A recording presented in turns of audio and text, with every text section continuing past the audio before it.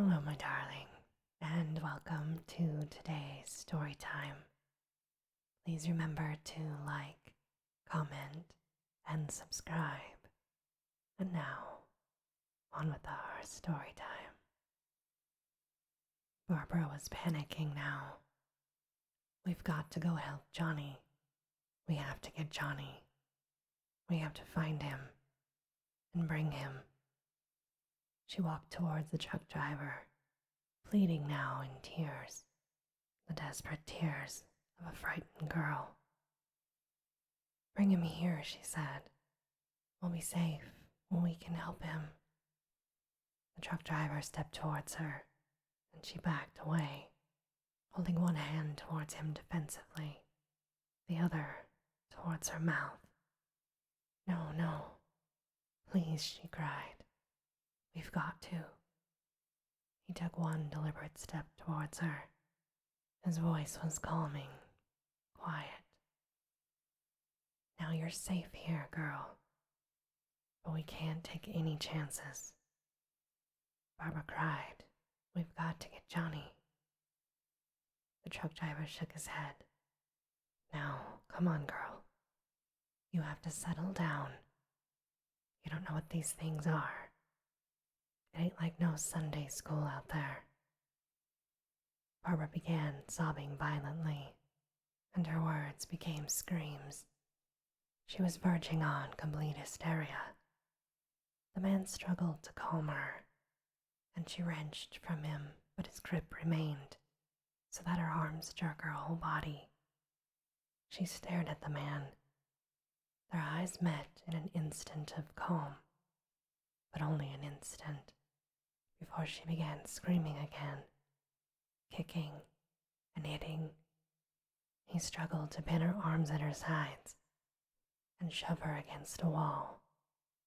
At the same time, he does not want to hurt her. With brute force, he shoved her backwards, propelling her into a soft chair. But she is up again, screaming and slapping at his face.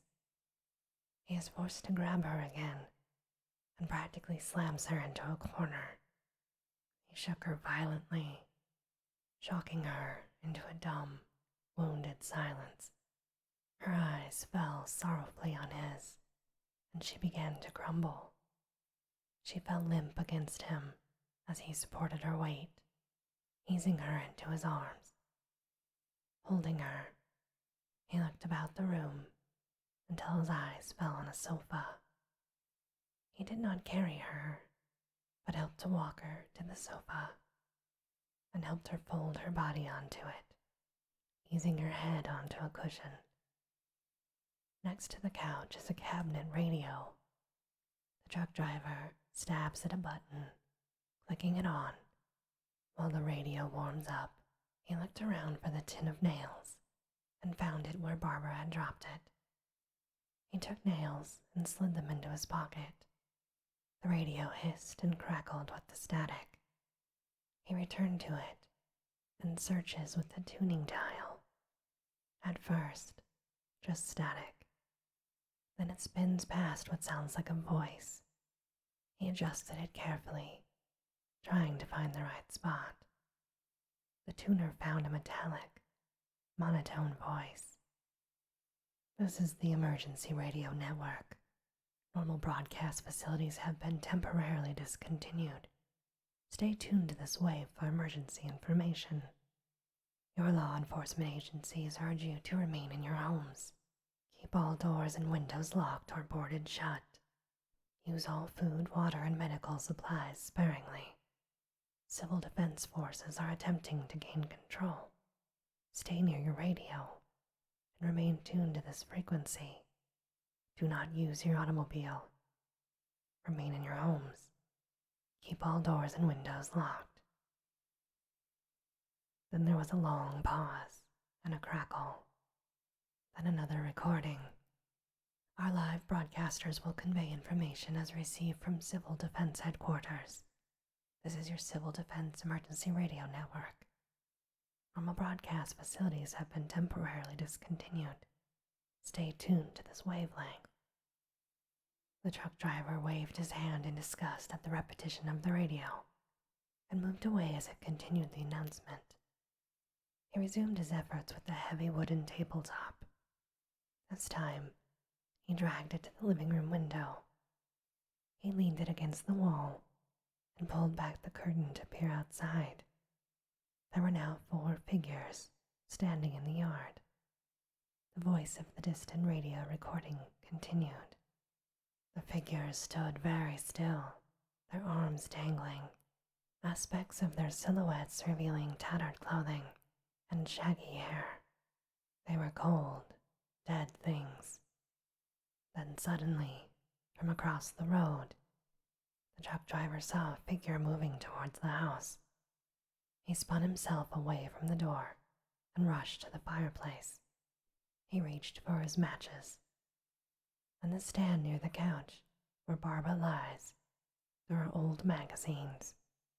The man grabbed them, ripped pages loose, and crumpled them into the fireplace. He pounded with the jack handle, driven now by desperation. Another nail, and another. With the table secure, he checked it hastily and leapt to another window so he could peer out between its nailed-up boards. The new figure is just reaching the place where the others stand silently. The man rushed to the fire, where the biggest logs have now begun to blaze. He seized the discarded table legs and saturated them with charcoal light. Then he held their largest ends into the fire until he had 2 good flaming torches. Then, a torch in each hand, he moved towards the door again. He nudged a big padded armchair ahead of him to the door, and, taking both torches in one hand, pulled the curtain aside for another look at the yard. The figures are still standing there silently. With charcoal light, he drenched the padded armchair and touched it with a torch. It caught flame instantly. The fire licked and climbed, casting flickering light throughout the house. The heat on the man is now severe, but he fought it. He lunged for the door, unbolting it and flinging it wide open. From the yard, as the door bangs open, the flaming chair is now visible.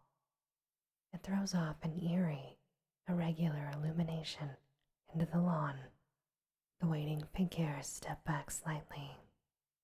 The man shoved the chair through the doorway and it slid across the front porch. It toppled over the edge, and the flaming bulk tumbled down the steps onto the front lawn. In the rolling motion, flames lick and fly, and small particles of the chair stuffing leap and glow in the night wind. The bonfire rages in the tall grass. The waiting figures back farther away. Inside the house, the front door bangs shut, and the man fastened the bolt. He hurried again to the window, putting more nails into the tabletop and fastening it securely. He surveyed his surroundings, looking for vulnerabilities. He noticed a side window in the living room, a window in the dining room at the other side of the house, the front door, and the flanking glass panels. He turned, still inspecting, and his eyes reflect surprise. Barbara is now sitting up on the couch, and her demeanor is startling. She's sitting in silence, staring at the floor as the radio drones on. The fire plays on her face and reflects in her eyes. The man took off his jacket and moved towards her. He placed his jacket carefully over her shoulders and looked sympathetically into her eyes. She stared at the floor without moving. He began to feel dumb and helpless. Forlornly, he moved to the pile of lumber, choosing a table board, and went to the side window. The radio voice continued in the background. He began boarding up the 2 side windows and then moved to the front door. He grabs an ironing board and placed it across the door horizontally. It extended over the flanking glass panels, leaving cracks at the top and bottom, but they are too small for anything to get through. He drove nails through the board into the molding and tested the barricade for strength. Finding it sufficient, he left it and went on to the next. In the dining room, there were two closed doors. He tried one, finding it locked, examined it, and found no latch. It has apparently been locked with a skeleton key. The other door was locked and led into a den, which contained several windows. He is disappointed at this added vulnerability. He stood there for a moment, thinking, then left the room, shutting the door behind him. It is clear that he has decided to board up the door rather than try and secure the big bay windows. He checked his remaining lumber. The supply was dwindling, so he selected the best piece for boarding the den door. He was about to start hammering when an idea struck him. He opened the door again and entered the room. There are chairs, a desk, a bureau. He walked towards the desk and started to rummage through the drawers. He pulled out paper, a stack of pencils and pens, a compass, 100 little odds and ends, another drawer, 100 more things. He left it open. The bureau contained mostly clothing. He ripped out the big drawers and hurled them through the doorway and into the dining area. One drawer, then two, their contents spilling onto the floor. He looked back at the bureau. A final idea struck him. He shoved the great piece of furniture through the door, walking it through the tight opening until it cleared the doorway. Then the desk, which warranted another struggle. The man attempted to secure all things of possible value before he finally nailed the door shut. In the closet he found a lot of old clothing. He pulled out a good warm coat and jacket and flung them over his shoulder. High on the shelves were piles of old boxes, suitcases, hat boxes, and an old umbrella. He looked for an instant, debating their worth or the possible worth of what they might contain. At his feet, he saw still more clutter: boxes, umbrellas, dust, shoes, and slippers. He picked up a pair of ladies' flats and examined them, wondering if they would fit Barbara, who still lay out on the couch. As he pulled away, something caught his eye. Within the dark recess of the closet, something shiny, the sheen of a finished piece of wood, a familiar shape, lying under a pile of dirty clothing. He reached eagerly, and his hand found what he had hoped for, a rifle. He set everything down and rummaged even more eagerly all over the floor of the closet, through shoe boxes, under things. Items came flying out of the closet. A shoebox containing old letters and postcards, but in a cigar box, clattering around with old pipe cleaners and cleaning fluid, there is a maintenance manual and a box of ammunition. He flung open the box and found it half full. He shoved the manual and cartridges into his pocket, and then decided to take the whole cigar box full of material. He tucked it under his arm, gathered his jackets and shoes, and left the room.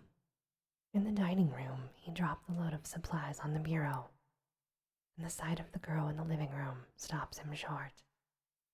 She is still sitting as before, not moving. He spoke to her. "We're all right now. This place is good and solid, I promise. And I found us a gun and some bullets." He looked at Barbara from across the room. She doesn't seem to take any note of his talking. He turned to his work, but continued to speak. "So we got us a radio, and sooner or later, somebody'll come and get us out of here." He began boarding up the door to the den. "We have food, you know, and I found you some shoes. We'll see in a minute if they fit. And some warm clothes for you, too. He pounded at the nails. The pounding and the repetition of the radio message are the only sounds. The last nail in, the check for sturdiness. The truck driver turned towards the girl again. Other than her upright position, Barbara shows no sign of life. Her wide eyes just stare through the floor at some point beyond. Well, we're doing what we can, he said. He can't smile, and with the girl not looking at him, his attempt is half-hearted. He takes up the rifle, the cigar box, the coat, and her shoes in one clumsy armful. He knelt with his bundle in front of Barbara, then dropped the armful of materials at her feet. He held the shoes that he found in the closet. Let's see, he said. How big are your feet? But looking up at her, he is unable to cope with her catatonia. Her stillness makes him as gentle as he can be, but he converses with her, still expecting her to reply and react, though she does not. Come on, he said. He held up one of the shoes near her feet, waiting for her to lift her leg and slip into the shoe. She remains still. He gently takes one of her ankles and fumbles to put the shoe on her foot. It does not go on easily, partly because it is too small, but mostly because of her limpness. Still, he gets it on, sets her foot down, and takes up the other one. He succeeds in getting the second shoe on her as well. He leant back on his haunches, looking up at her. She is staring down at her feet. He joked, well, that's a real Cinderella story, isn't it? But no response. He reached in reflex for his jacket pocket, but he has given Barbara his jacket. Hey, he said, you know you got my cigarettes. He tried to smile again, but still there is no reaction. He reaches towards her, and his hand enters the pocket of the jacket he has draped over her shoulders. His action makes Barbara look directly at him, and her stare makes him uncomfortable. You have my cigarettes, he said. He tried a gentler tone, as one would try to explain some complex concept to a child. He pulls the cigarettes from her pocket and settled back from her again. He fumbled for a cigarette, putting it to his mouth and lighting it, trying not to look at Barbara. Her gaze is still fixed on his face. He inhaled the first puff of smoke and blew it out through his nose. Okay, now, maybe you ought to lie down, girl. He fumbled with the cigarette, and a thought occurred to him, so he tried it. Do you smoke? He held up the burning cigarette. Her stare dropped from him back to the floor. He took another drag and blew the smoke out quickly. Maybe you, he said. He stops, he is getting nowhere. He decided that his time had better be spent in securing the defenses of the house. Okay. His okay is more definite than his other talk, and he scoops up the rifle and ammunition. He examined his gun, dropping the shells onto the floor, methodically loading them one at a time. He spoke again. Now I don't know if you're hearing me or not, or if you're out or something, but I'm going upstairs now, okay? Now we're safe down here. Ain't nothing getting in here, at least not easy. I mean, they might be able to bust through that, but it's gonna be some sweat, and I would hear them, and I think I could keep them out. Later on, I'm gonna fix things good, so they can't get in no-how. But it's good for the time being, okay, girl? You're okay here. He continued to load the rifle as he spoke, his cigarette dangling from his lip, causing him to squint from the smoke curling around his eyes. Now the upstairs is the only other way something can get in here, okay? So I'm gonna go up and fix that, he said. He snapped the clip after the last shell and was about to stand when his glance fell on the girl again. He tried to get through her one last time. Girl, you're gonna be all right, okay? She remained silent. He stood, tucking the rifle under his arm, grabbing as much lumber as he could carry, and started for the stairs. Barbara looked up after him, and he's aware, but he kept moving, and her stare follows.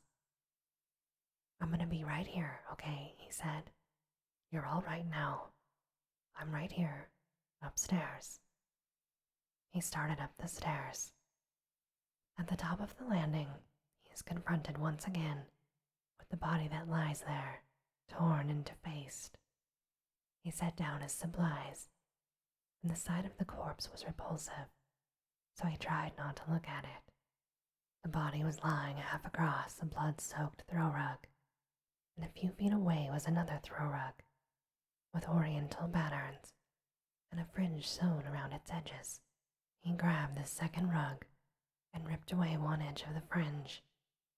Once the initial tear was made, the rest of the fringe peeled away easily.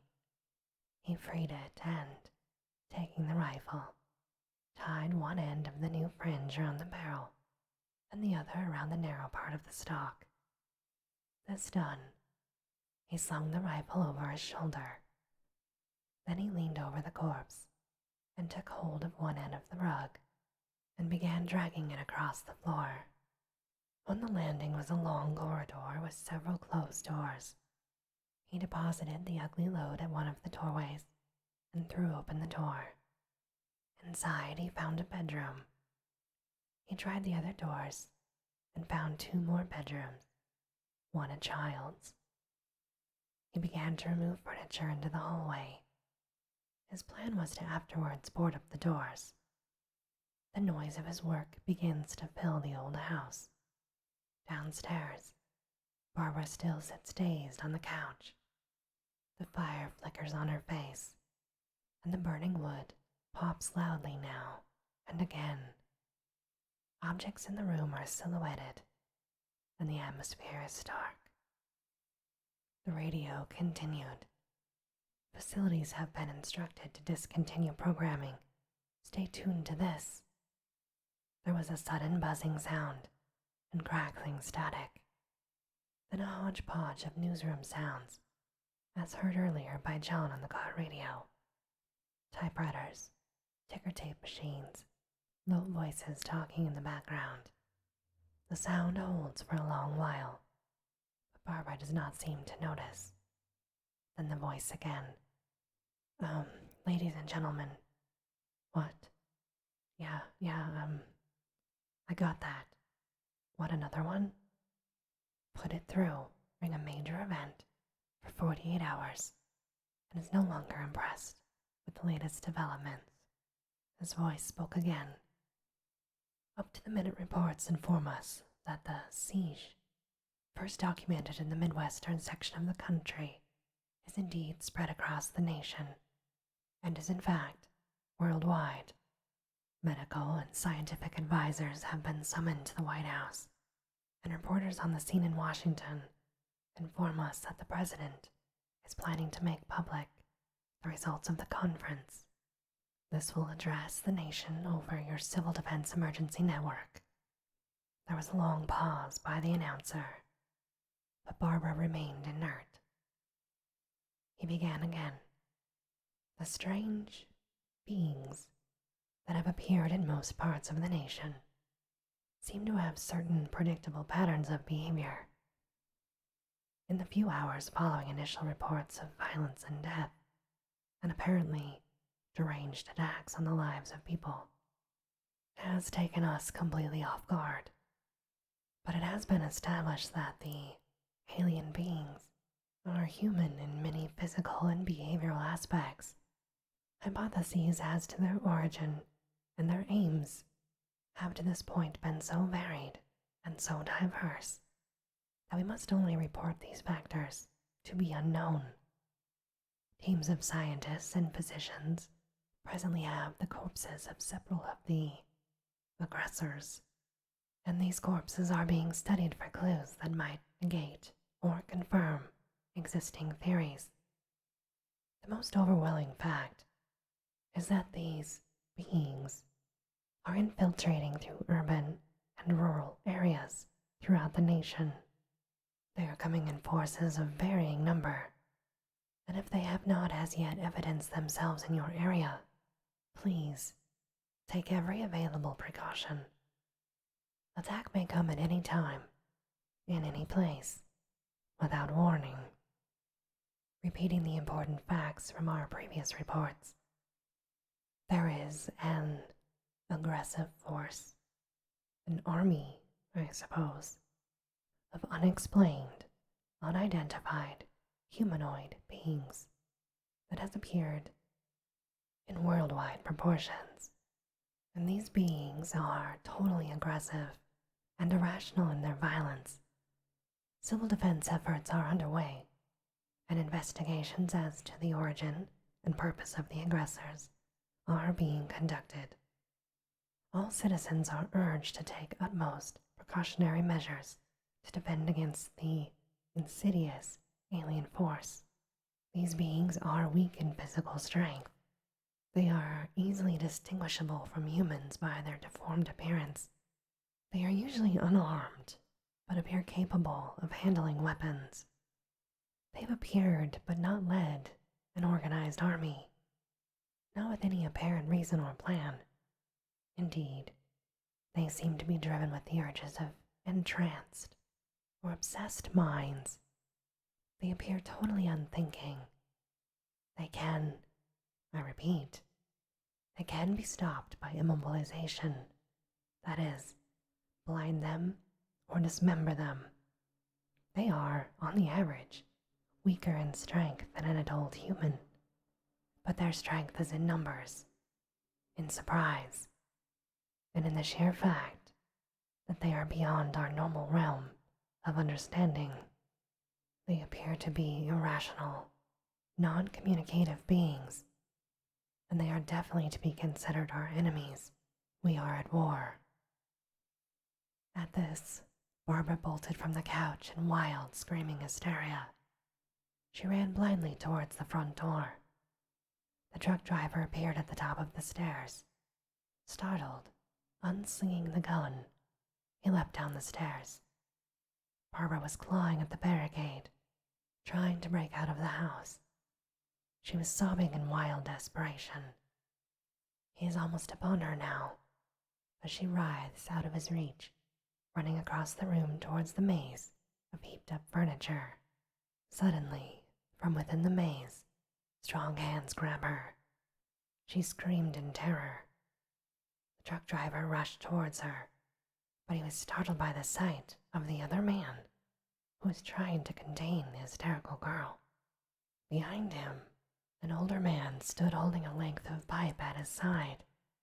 They have come through the door that the truck driver had tried and found locked. The man holding Barbara was dressed in coveralls. He was probably a farmer, but he is big and powerful looking. The man holding Barbara began speaking. "My name is Tom. Please calm down. It's all right. We're from the gas station. We're not." Barbara sagged against him and sobbed sporadically, in shock and semi-relief. She was both catatonic and hysterical. The older man rushed to the radio. The truck driver just stared dumbly as Tom calmed down the girl and led her to a chair where she sat very still, numb now from her expended emotion. The radio voice continued with its information about the emergency.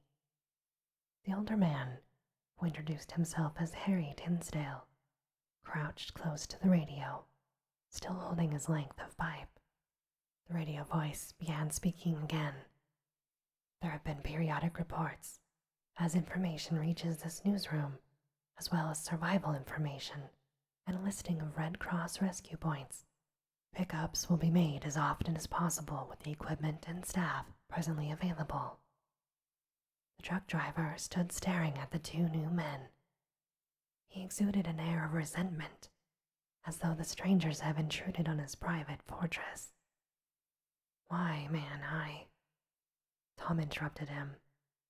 It looks like you've got things pretty well locked in. The truck driver remained aggressive. Man, I could have used some help. How long have you guys been in there? Harry responded. That's the cellar. It's the safest place. The truck driver said, Man, you mean you didn't hear the racket we were making up here? How were we supposed to know what was going on? Said Harry. It could have been those things for all we knew. The girl was screaming, said the truck driver. Now you know what a girl sounds like. Those things don't make noise. Anybody's got to know there's somebody up here that could use some help when a girl screams like that. Tom tried to calm him down. You can't really tell what's going on from down there. Harry responded. We thought we could hear screams, okay? But that might have meant those things might have been in the house after her. The truck driver remained angry. And you wouldn't have come up and helped. Tom felt ashamed now. Well, if there was more of us. That racket sounded like the place was being ripped apart. How are we supposed to know? Now wait just a minute, said the truck driver. You said it was hard to hear down there. And now you say it sounded like the place was being ripped apart. You better get your story straight, mister. Harry interrupted him.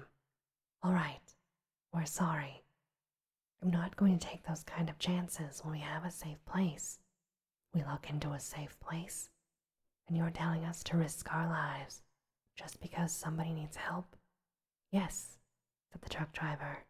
Exactly that, yes. Tom didn't know whose side to take. He spoke quietly. Can we just settle this now? We're up here now. We're here. Everything's okay. Now I suggest we all go back downstairs before any of those things find out we're in here. They can't get in here, said the truck driver. You mean you've boarded the whole place up? Asked Tom. The truck driver's attitude softened a little. Most of it, everything but the upstairs. It's weak in places, but it won't be hard to fix it up. No, said Harry. You're insane. The cellar is the safest place in the house. Those things turned over our car, man. We were lucky to get away at all. And now you tell me you don't think they can get through a pile of what? Tom interrupted Harry. His wife and kid are downstairs. The kid is badly tore up. This statement took the truck driver completely by surprise. His face softened. He exhaled a deep breath. Nobody said anything for a long moment. Then the truck driver spoke. We could strengthen up these barricades, and with all of us working together, we could fix this up so nothing can get in here. And we got food, the fire, and we've got the radio. Harry shook his head. We can bring all of those things downstairs with us. Man, you're crazy. You got 1,000,000 windows up here. All these windows, you're gonna make them strong enough to keep them out. Look, man, responded the truck driver.